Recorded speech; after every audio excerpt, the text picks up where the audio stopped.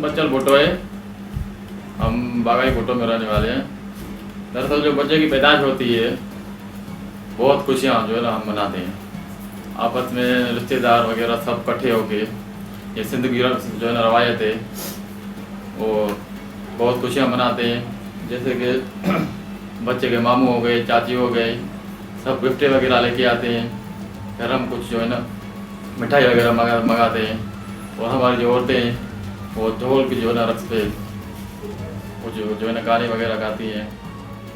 दरअसल असल जो मकसद होता है ना रिश्तेदार जो उठे हुए होते हैं उनको जो है ना आपस में इकट्ठा करके, वैसे शादी जो है ना 2, 3, 4, 5 सालों में बाद होती है और बच्चा जो जब पैदा होता है वो सब रिश्तेदार को इकट्ठा करके जो हम खुशियाँ मनाते हैं। उस दिन सब रिश्तेदार इकट्ठे होके हम बच्चे के जो बाल है ना हम वो भी जो है ना सर कटवा दें और सारे रिश्तेदार मिलके जो है ना कुरान पाक से या कोई जो बड़ा होता है घर का अच्छा नाम रख देते हैं मिलके।